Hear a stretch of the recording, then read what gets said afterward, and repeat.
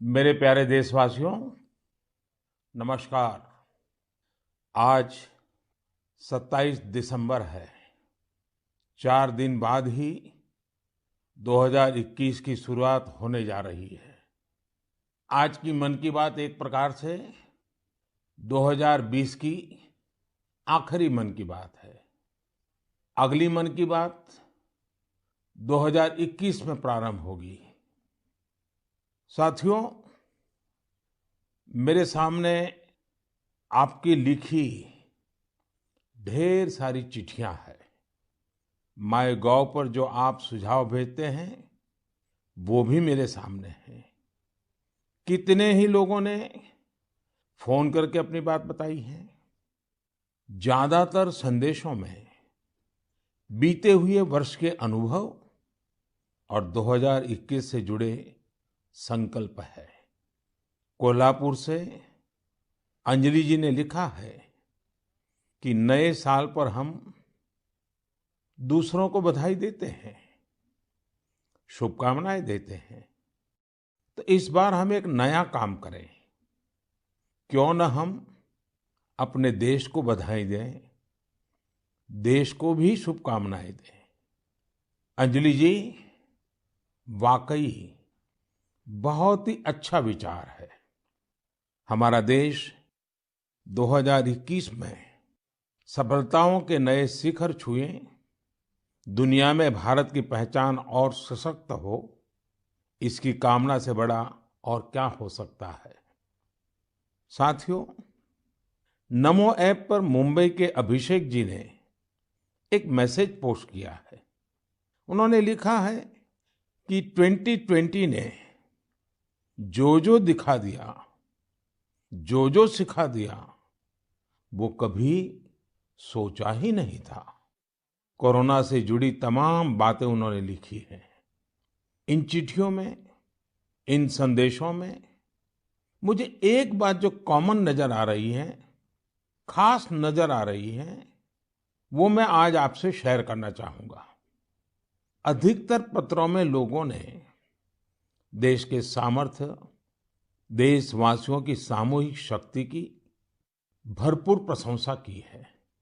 जब जनता कर्फ्यू जैसा अभिनव प्रयोग पूरे विश्व के लिए प्रेरणा बना, जब ताली थाली बजाकर देश ने हमारे कोरोना वॉरियर्स का सम्मान किया था, एकजुटता दिखाई थी, उसे भी कई लोगों ने याद किया है। साथियों, देश के सामान्य से सामान्य मानवी ने इस बदलाव को महसूस किया है। मैंने देश में आशा का एक अद्भुत प्रवाह भी देखा है। चुनौतियां खूब आई, संकट भी अनेक आए। कोरोना के कारण दुनिया में सप्लाई चेन को लेकर अनेक बाधाएं भी आई, लेकिन हमने हर संकट से नए सबक लिए। देश का नया सामर्थ्य भी पैदा हुआ। अगर शब्दों में कहना है तो इस सामर्थ्य का नाम है आत्मनिर्भरता। साथियों, दिल्ली में रहने वाले अभिनव बैनर्जी ने अपना जो अनुभव मुझे लिखकर भेजा है, वो भी बहुत दिलचस्प है। अभिनव जी को अपनी रिश्तेदारी में बच्चों को गिफ्ट देने के लिए कुछ खिलौने खरीदने थे, इसलिए वो दिल्ली की झंडेवालान मार्केट गए थे। आप में से बहुत लोग जानते ही होंगे, ये मार्केट दिल्ली में साइकिल और खिलौनों के लिए जाना जाता है। पहले वहां महंगे खिलौना का मतलब भी इंपोर्टेड खिलौने होता था और सस्ते खिलौने भी बाहर से आते थे। लेकिन अभिनव जी ने चिट्ठी में लिखा है कि अब वहां के कई दुकानदार कस्टमर्स को ये बोल बोल कर टॉयज बेच रहे हैं कि अच्छे वाला टॉय है, क्योंकि ये भारत में बना है, मेड इन इंडिया है। कस्टमर्स भी इंडिया मेड टॉयज की ही मांग कर रहे हैं। यही तो है, ये सोच में कितना बड़ा परिवर्तन। यह तो जीता जागता सबूत है, देशवासियों की सोच में कितना बड़ा परिवर्तन आ रहा है। और वो भी एक साल के भीतर भीतर इस परिवर्तन को आंकना आसान नहीं है। अर्थशास्त्री भी इसे अपने पैमानों पर तोल नहीं सकते। साथियों, मुझे विशाखापट्टनम से वेंकट मुरली प्रसाद जी ने जो लिखा है, उसमें भी एक अलग ही तरह का आइडिया है। वेंकट जी ने लिखा है, मैं आपको 2021 के लिए 2021 के लिए अपना एबीसी अटैच कर रहा हूं। मुझे कुछ समझ में नहीं आया कि आखिर एबीसी से उनका क्या मतलब है। तब मैंने देखा कि वेंकट जी ने चिट्ठी के साथ एक चार्ट भी अटैच कर रखा है। मैंने वो चार्ट देखा और फिर समझा कि एबीसी का उनका मतलब है आत्मनिर्भर भारत चार्ट, एबीसी। यह बहुत ही दिलचस्प है।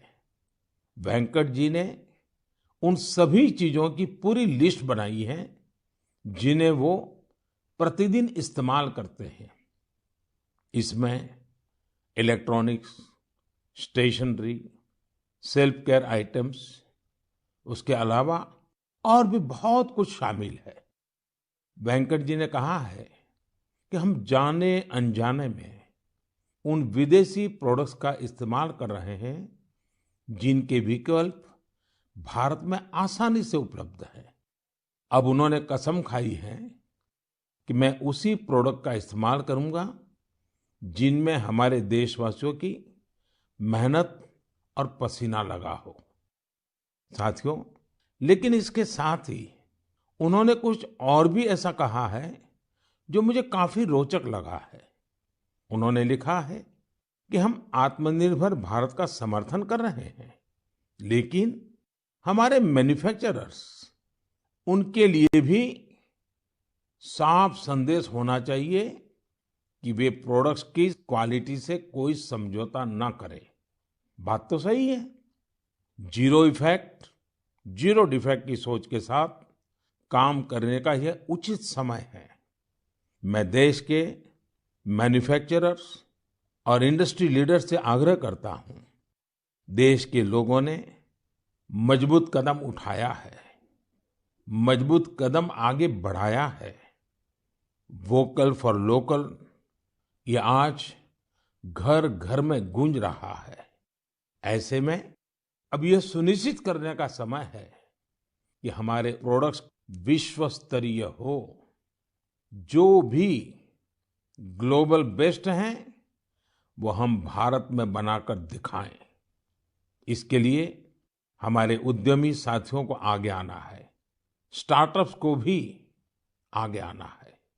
एक बार फिर मैं वेंकट जी को उनके बेहतरीन प्रयास के लिए बधाई देता हूं। साथियों, हमें इस भावना को बनाए रखना है, बचाए रखना है और बढ़ाते ही रहना है। मैंने पहले भी कहा है और फिर मैं देशवासियों से आग्रह करूंगा, आप भी एक सूची बनाएं। दिन भर हम जो चीजें काम में लेते हैं उन सभी चीजों की विवेचना करें और ये देखें कि अनजाने में कौन सी विदेश में बनी चीजों ने हमारे जीवन में प्रवेश कर लिया है, एक प्रकार से हमें बंदी बना दिया है। इनके भारत में बने विकल्पों का पता करें और ये भी तय करें कि आगे से भारत में बने, भारत के लोगों के मेहनत से, पसीने से बने उत्पादों का हम इस्तेमाल करें। आप हर साल न्यू ईयर रिजोल्यूशन लेते हैं। इस बार एक रिजोल्यूशन अपने देश के लिए भी जरूर लेना है। मेरे प्यारे देशवासियों, हमारे देश में आतताइयों से, अत्याचारियों से, देश की हजारों साल पुरानी संस्कृति, सभ्यता, हमारे रीति रिवाज को बचाने के लिए कितने बड़े बलिदान दिए गए हैं। आज उन्हें याद करने का भी दिन है। आज के ही दिन गुरु गोविंद सिंह जी के पुत्रों साहिबजादे जोरावर सिंह और फतेह सिंह को दीवार में जिंदा चुनवा दिया गया था। अत्याचारी चाहते थे कि साहिबजादे अपनी आस्था छोड़ दे, महान गुरु परंपरा की सीख छोड़ दे, लेकिन हमारे साहिबजादों ने इतनी कम उम्र में भी गजब का साहस दिखाया, इच्छा शक्ति दिखाई।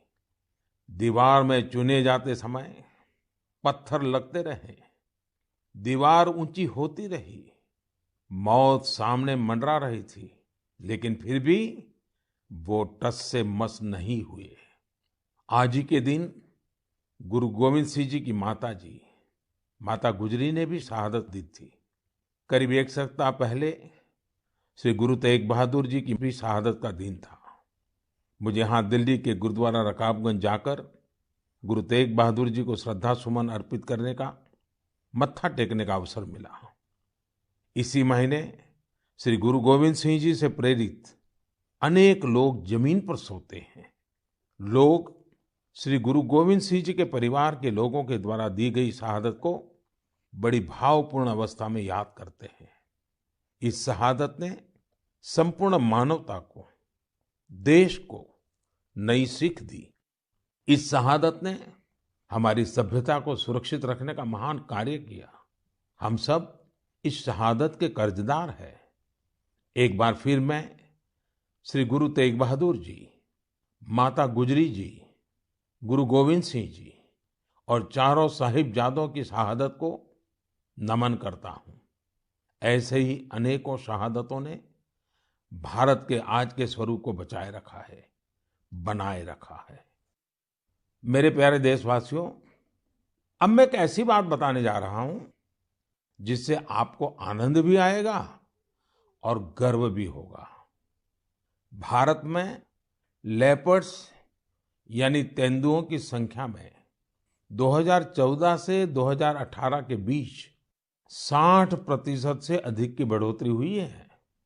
2014 में देश में लेपर्ड्स की संख्या लगभग 7,900 थी। वहीं 2019 में इनकी संख्या बढ़कर 12,852 हो गई। ये वही लेपर्ड्स हैं जिनके बारे में जिम कॉर्बेट ने कहा था, जिन लोगों ने लेपर्ड्स को प्रकृति में स्वच्छंद रूप से घूमते नहीं देखा, वो उसकी खूबसूरती की कल्पना ही नहीं कर सकते। उसके रंगों की सुंदरता और उसकी चाल की मोहकता का अंदाज नहीं लगा सकते। देश के अधिकतर राज्यों में, विशेषकर मध्य भारत में, तेंदुओं की संख्या बढ़ी है। तेंदुए की सबसे अधिक आबादी वाले राज्यों में मध्य प्रदेश, कर्नाटका और महाराष्ट्र सबसे ऊपर है। यह एक बड़ी उपलब्धि है। तेंदुए पूरी दुनिया में वर्षों से खतरों का सामना करते आ रहे हैं। दुनिया भर में उनके हैबिटेट को नुकसान हुआ है। ऐसे समय में भारत ने तेंदुए की आबादी में लगातार बढ़ोतरी कर पूरे विश्व को एक रास्ता दिखाया है।